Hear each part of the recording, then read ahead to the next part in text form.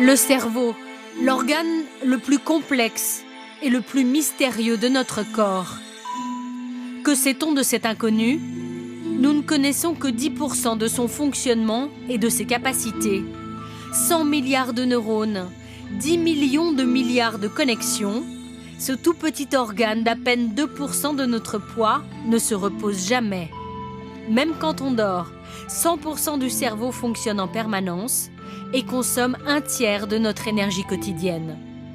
Quelles sont les dernières découvertes? Il y a 20 ans, les progrès techniques révolutionnent sa connaissance.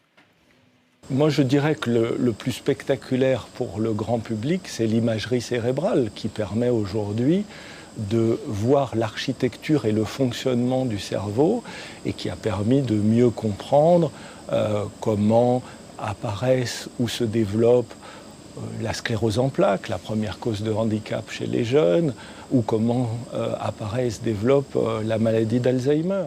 Ainsi, la science commence à décoder ce qui se passe à l'intérieur de notre cerveau, au point par exemple de permettre aux neurones d'actionner directement ce vaisseau virtuel, sans un mot et sans un geste. Quels sont les enjeux? Et si l'on était capable demain d'accéder au monde des pensées? Le neurologue Lionel Nakache est l'un des pionniers. Ce n'est qu'un début, mais grâce aux images IRM et dans un contexte très précis, on peut savoir à quoi pense quelqu'un, à un lieu ou un visage. Vous voyez qu'ici, on retrouve avec cette tache colorée une région qui s'active un peu plus lorsque vous voyez un visage, et inversement, vous avez ici ces deux régions qui sont les aires des lieux, et ces neurones ici s'activent davantage quand on voit un lieu. On peut du coup commencer à essayer de décoder ce que voit quelqu'un et ce à quoi pense quelqu'un.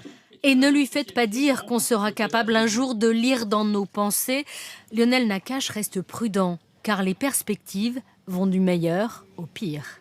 À la fois, il y a des côtés positifs, par exemple en médecine, ça permettra d'améliorer la compréhension d'un malade qui ne peut pas communiquer, de savoir à quoi il pense, mais à l'inverse, on voit bien qu'il peut aussi y avoir des risques, des limites à la violation de l'intimité de l'individu. Pourra-t-on un jour percer les mystères du cerveau?